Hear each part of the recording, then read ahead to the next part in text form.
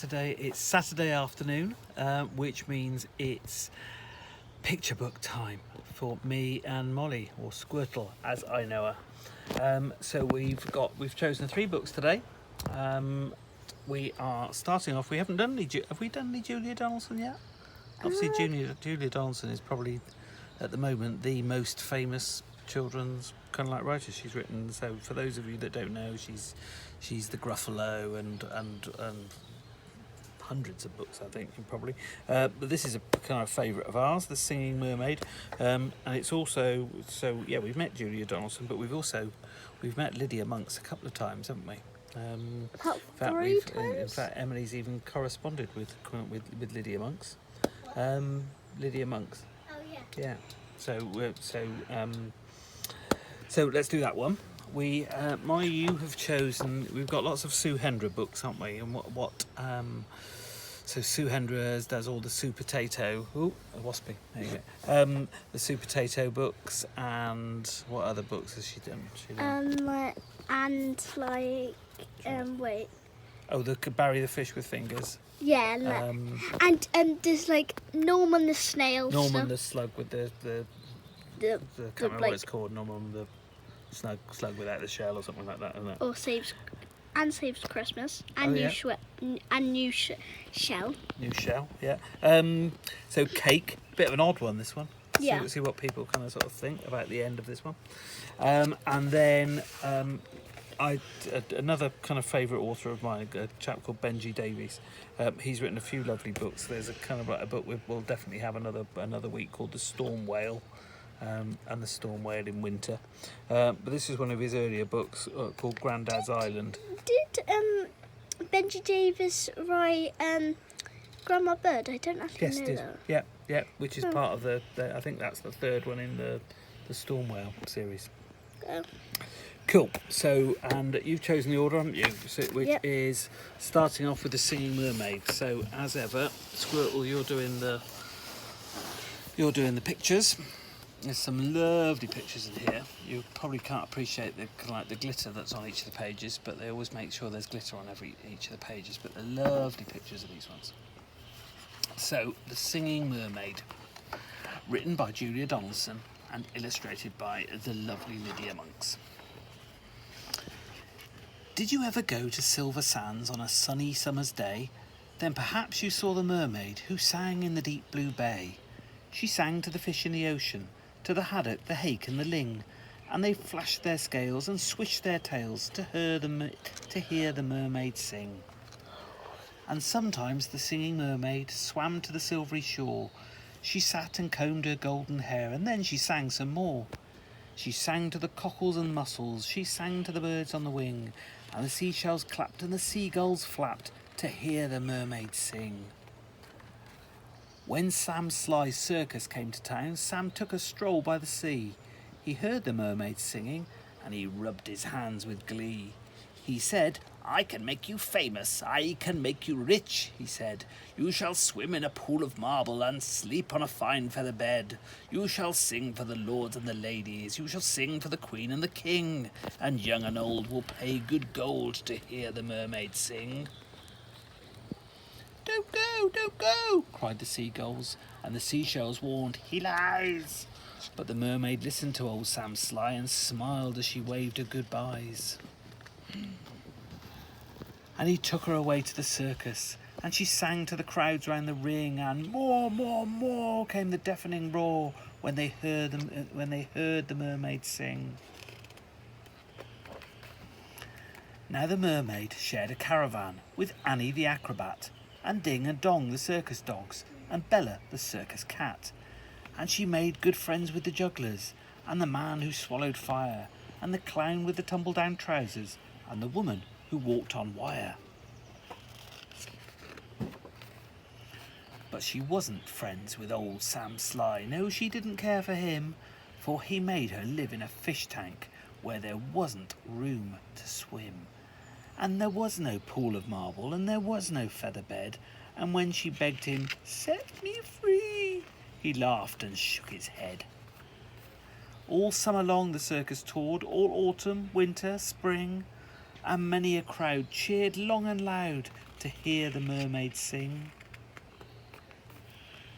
But the mermaid dreamed of silver sands, and she longed for the deep blue sea, and her songs grew sad, and again she said, "I beg you, set me free." But again he laughed and shook his head, and he told her, "No such thing. Here you will stay while people pay to hear the mermaid sing." At Silver Sands a seagull was flying to his nest, when on the breeze he heard a song, the song which he loved the best. And he followed the song to the caravan. Sam Sly was about to lock it.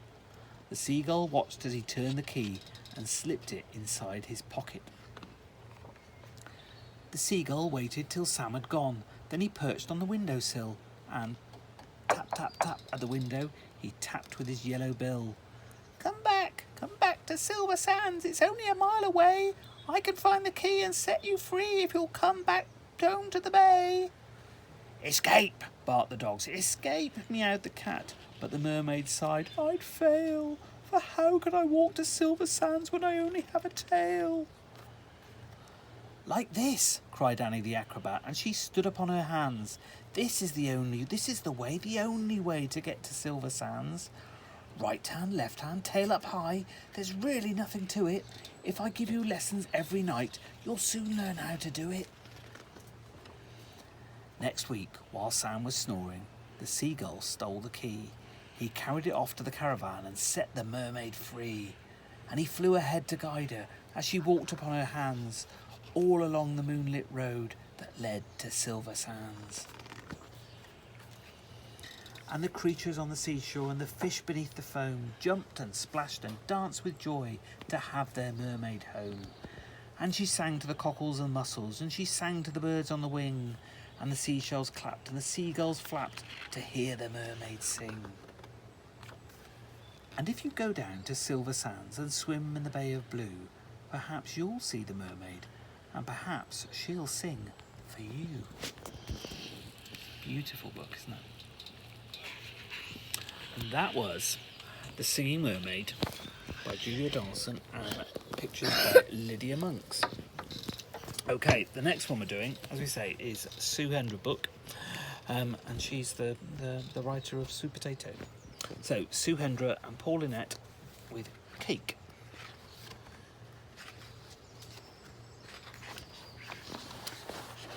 Cake had just received an exciting invitation. Says, "You are invited to a party." He'd never been to a party before, so he didn't know what to expect. But he was sure about one thing. He wanted to look his best. Fish didn't know what Cake should wear. He'd never been to a party either. Said Fish. "Nope, I don't think so." "What about a hat?" suggested Fish. "Good thinking," said Cake. So off Cake went to buy a hat. It says Maggie's Cake Shop, hats, hats, hats, Sid's Sausages and Tutti Frutti. So we need to go to hats, hats, hats. Cake tried on lots of hats in the shop. Fez like Doctor Who. But none of them were quite right. "Is it for a special occasion?" asked the shop assistant. "A wedding, perhaps?" "No," said Cake, "a party." "Oh," said the shop assistant, "in that case, I have just the thing." And he disappeared out the back. "Here you go, sir," said the shop assistant. "You'll be irresistible in this." "Thank you very much," said Cake. He couldn't wait to get home and show Fish his new hat. "Are you ready?" Cake called from his bathroom.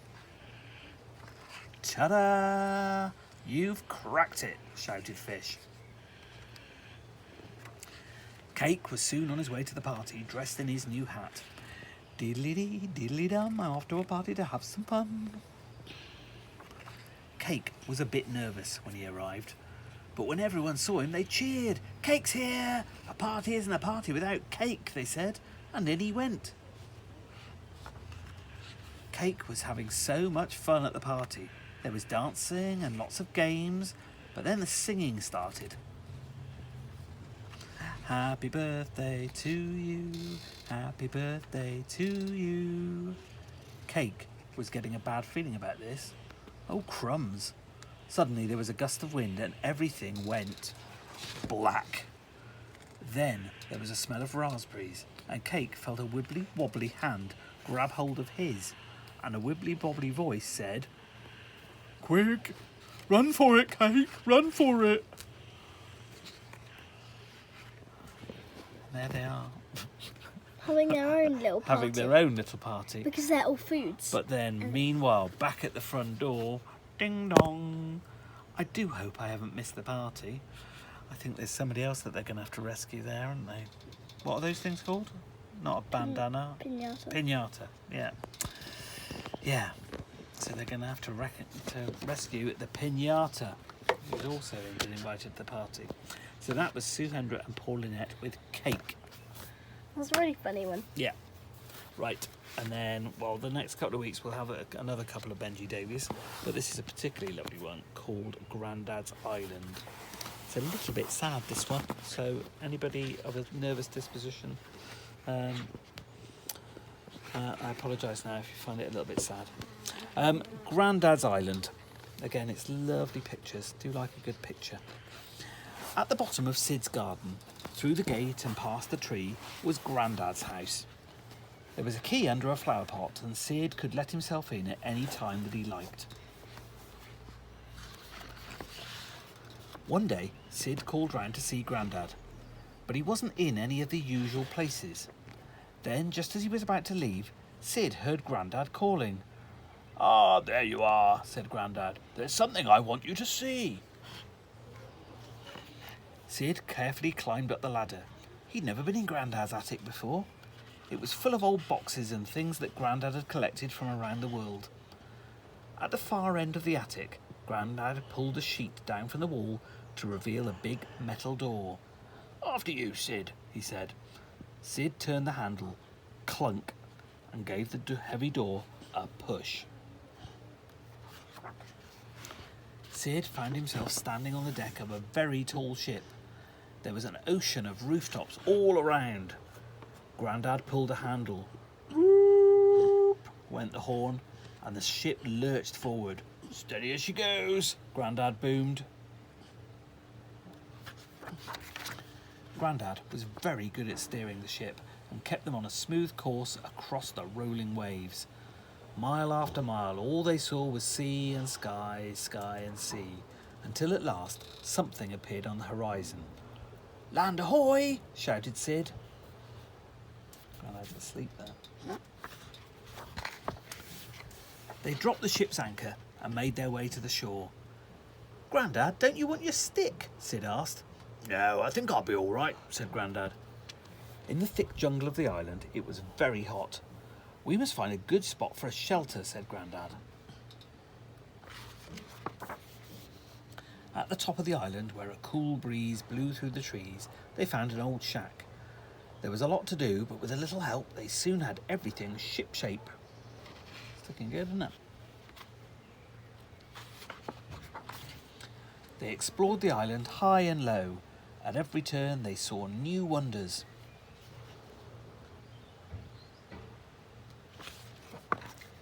It was the most perfect place, and Sid wished that they could stay forever. But he knew that it would soon be time for them to leave. "Sid, there's something I've been meaning to tell you," said Grandad. "You see, I'm thinking of staying." "Oh," said Sid, "but won't you be lonely?" No, I don't think I will," said Grandad, smiling. Got all those things around. That's like on the front page. Yes, isn't it? Before he set sail, Sid hugged Grandad one last time. He would miss him very much. Everyone came to wave goodbye. That's the sad bit. That's the sad bit. Across the waves, the ship chugged and churned. The journey seemed much longer without Grandad, but Sid steered the ship safely home. The next morning, Sid went back round to Grandad's house. It was just the same as it always had been, except Grandad wasn't there anymore. In the attic, it was very quiet. The big metal door wasn't there. It was as if it had never been there at all. Then Sid heard something tapping at the window. He wondered what it might be. There on the window ledge was an envelope. Sid carefully prized it open. Toucan's brought it. And there it was, a picture. So for Sid, picture of Grandad with the parrots and the orangutan. Is that like a turtle? Yeah, hiding behind it. Yeah, there it is. There, it's a nice book, but it's sad that he's missing Grandad when he's on his island, isn't he? Mm-hmm. So that was Grandad's Island by Benji Davies. So we'll be back tomorrow with a few more stories. I think we're probably we got an Oliver Jeffers one, How to Catch a Star. That's a definite for tomorrow, but we'll pick another couple. So we will see you this time tomorrow for a few more. Okay, have a good day. Bye.